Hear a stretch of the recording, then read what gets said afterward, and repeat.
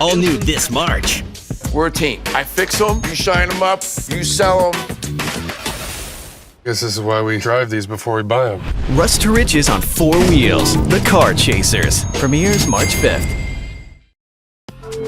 All new this March. Art, science, and millions on the line. Is it a real Honus Wagner card or a fake? All new reality series. Treasure Detectives. Premieres March 5th. Hi, everybody. Welcome to On the Money. I'm Maria Bartiromo. Airlines and ketchup, the real deal on what they have in common as the markets flirt with all-time highs. The state of our union is strong. But is it really? The president's address, what he said, what he meant, and what it means for your money. And then one woman's remarkable journey from a captive of communism to a queen of capitalism. As a child, what was going through your mind? On the Money begins right now. This is America's #1 financial news program, On the Money. Now, Maria Bartiromo. Here's a look at what's making news as we head into a new week on the money. Will it be a marriage made in airline heaven? American Airlines and U.S. Airways announcing an $11 billion deal this week to create the world's largest airline. The new company will fly under the American name and will be one of the 3 major airlines in the United States. The CEO of the new company says there's not much room for further consolidation. It was 2005. There were like 11 airlines that were at least 1% of the industry. Now we're down to 3 large hub and spoke carriers, which is intensely competitive. And then, Southwest Airlines, which does a fantastic job with low cost, JetBlue, some others doing what they do to make sure that low fares are out there. Meanwhile, a big deal from Warren Buffett. He wants to catch up on the deal front. His Berkshire Hathaway and private equity firm 3G Capital announced it will acquire Heinz for $23 billion. The deal offers shareholders a premium of 20% over the recent stock price of Heinz. The merger mania and deals deluxe had little effect on the markets, though. The Dow did toy with 14,000 again during the week. It stayed in a fairly tight range, however.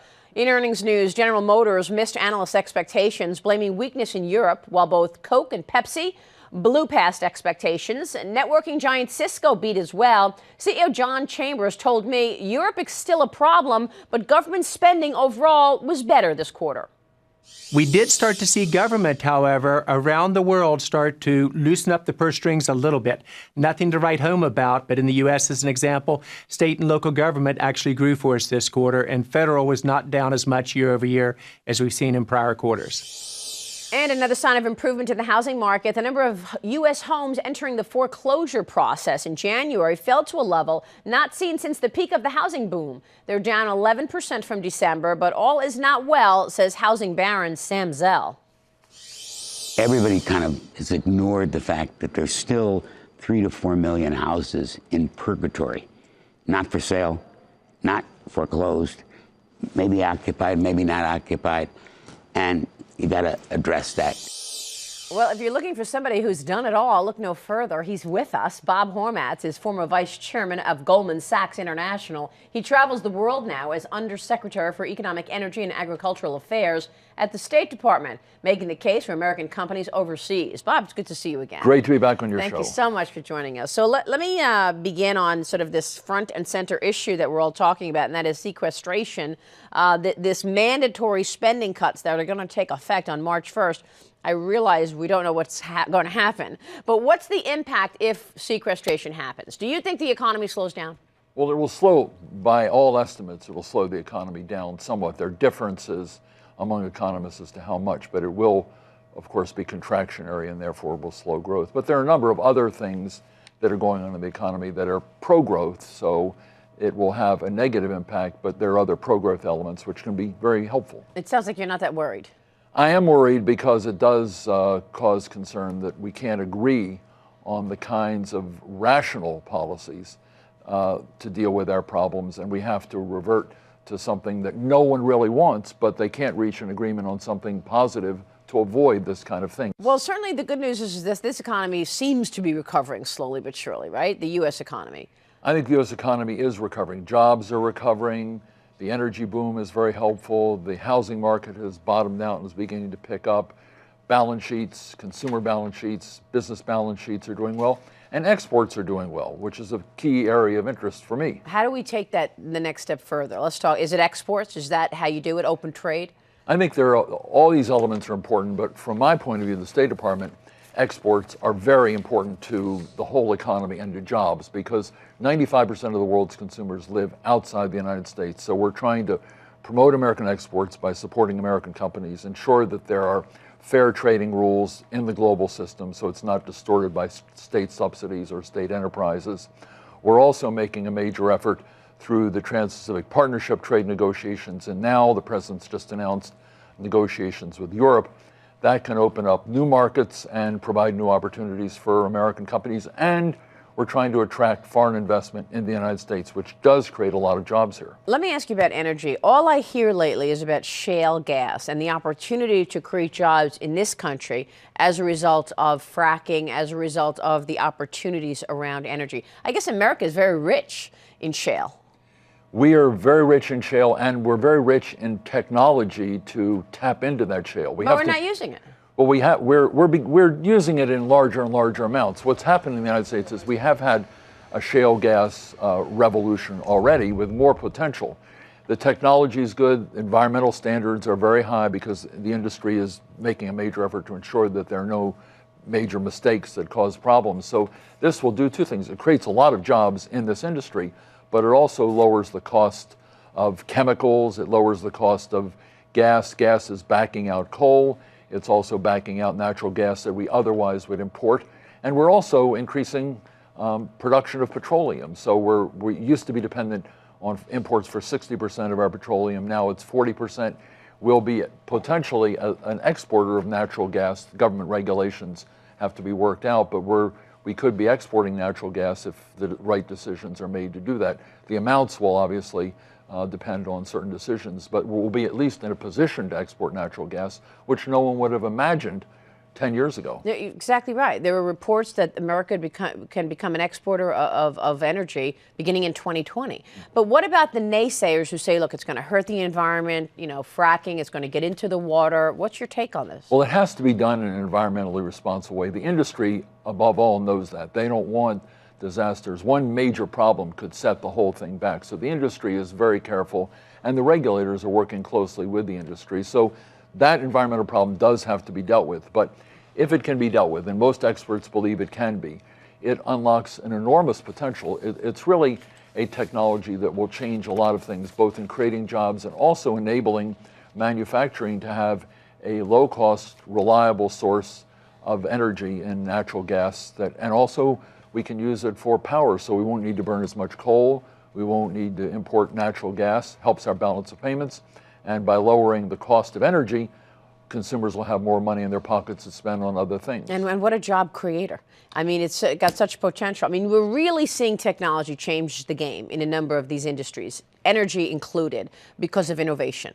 Absolutely. Energy is really a key target of technology, both in terms of the production side, but also there is a lot more efficiency in the corporate side and in households in the way we consume energy.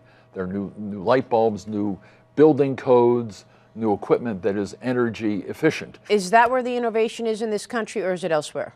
Is this country still #1 in innovation? I think we're still #1 in innovation. I talk to a lot of companies, and American companies are very innovative, but there's more competition.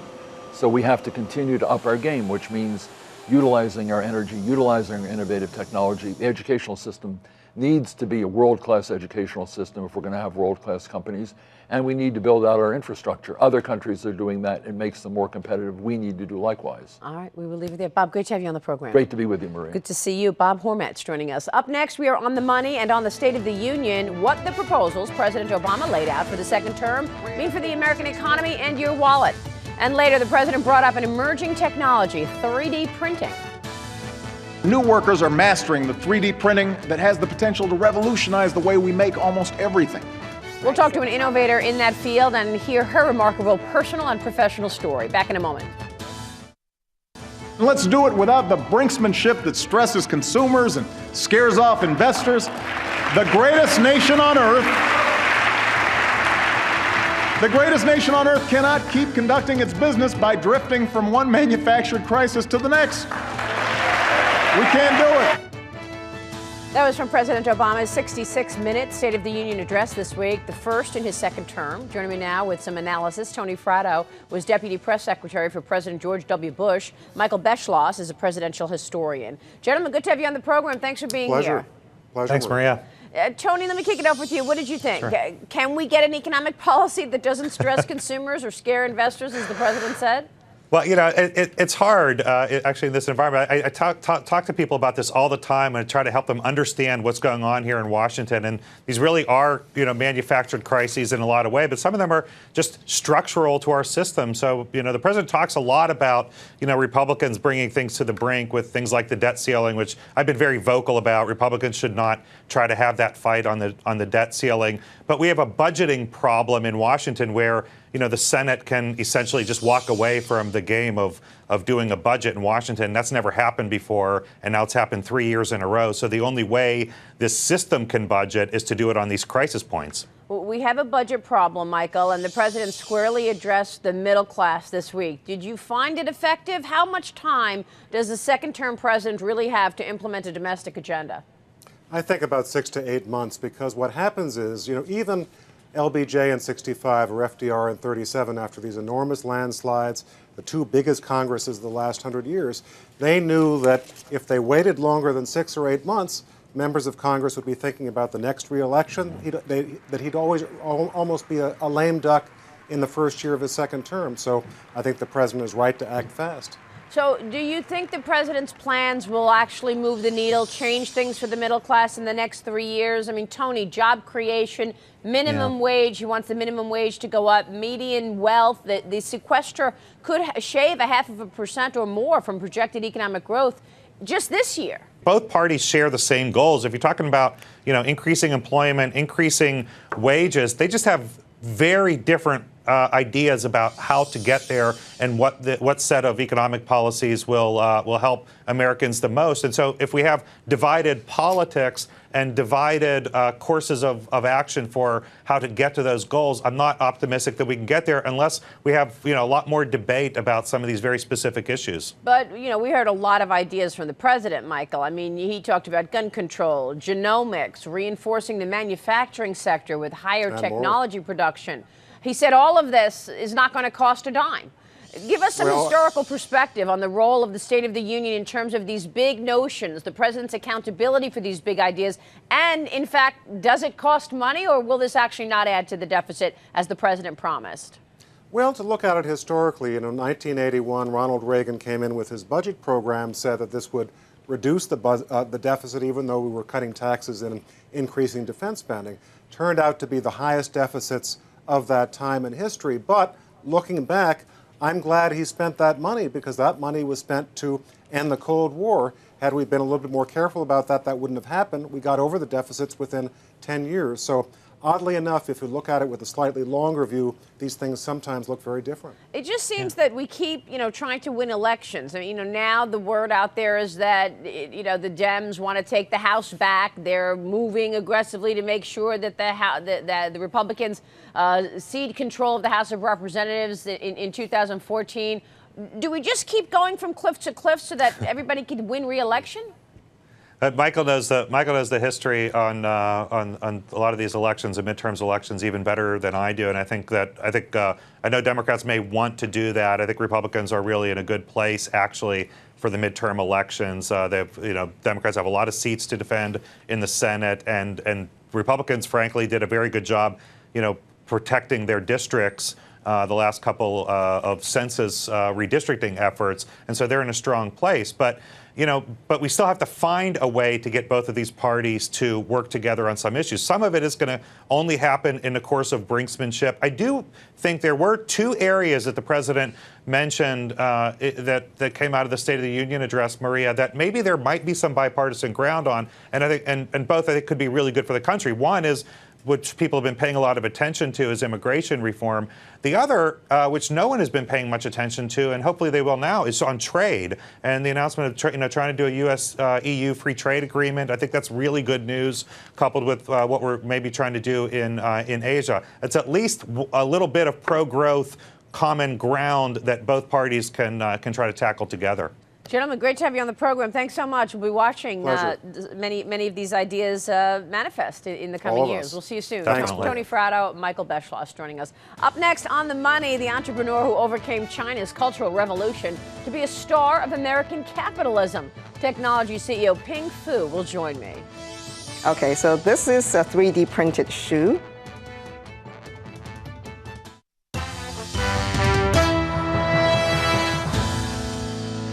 Are entrepreneurs born or made? My next guest tells a remarkable story of innovation. She remade her own life, surviving a difficult youth in Mao's China to becoming an American technology pioneer.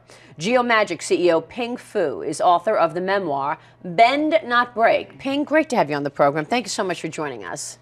I'm so pleased to be here, The Maria. memoir is absolutely a page-turner, and we were so looking forward to having you. It's been quite a journey, beginning with being sent to a labor camp at age 8, where you cared for your younger sister and suffered significant abuse. Tell us a bit about what it was like during China's Cultural Revolution. Children being taken from their parents to be re-educated. Can you bring us into that a bit? Yeah, it started in 1966 when Mao said we didn't need academic education. We need to learn from farmers, workers, and soldiers. So all of us got, in the school age, didn't go to school. And the country turned into chaos. There was Red Guards, which are teenagers, going house to house, ripping your things apart, beating people, killing people, just complete chaos. How did you get away from that? And when, if you did reunite with family, what happened in terms of reuniting with your parents? My father was away for 12 years, so he only came back when I went to college after Cultural Revolution was over. My mom came back when I was 13, and it was rather difficult reunion because she was tortured and not in a good mood. I was just coming into teenagerhood, and I just learned how to be independent. And I didn't get along with her very much at that time. But when you say you went to college, I mean, that was a huge thing. How did you get away? What led you to college? After Cultural Revolution ended, China reopened the university. So for 10 years demand, there was no university. I passed the exam to get into college. I was known as the girl who never turned the lights off. But I didn't have the choice of what to study. I wanted to be an astronaut. I ended up to study Chinese literature. How fascinating. I guess the key question here is, how did this life experience change you? What can you tell us in terms of the impact all of this has had, and how did it turn you into an entrepreneur? Well, ironically, much of the skill set that I learned having this particular life journey prepared me to be an entrepreneur. For example, I have overdeveloped skill of self-learning, dealing with difficulties, problem solving, the power of endurance, and also adaptability to change. Those are all the characteristics that's needed for being an entrepreneur. And your 15-year-old company, Geomagic, has now aided the creation of so many important things, from braces to prosthetic limbs, even spaceships. Talk to us about it. How does 3D software technology work? So Geomagic's technology starts with imaging the real world and real people in 3 dimensions. Rather than pictures that are projected to a flat plan, we take pictures around an object so you get a 3D digital model.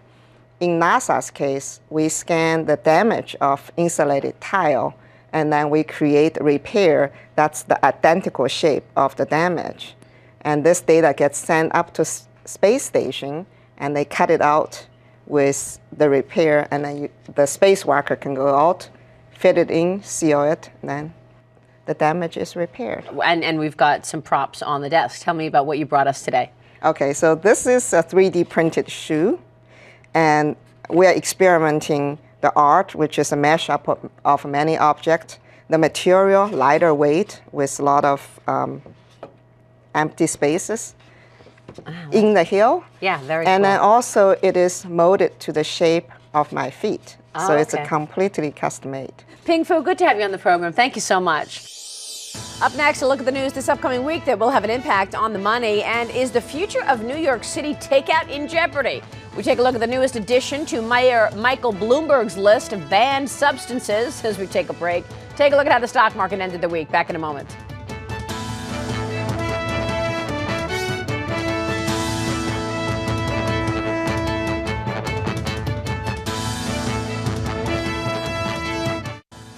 For more on our show and our guests, check out the website otm.cnbc.com. And I hope you'll follow me on Twitter and on Google+.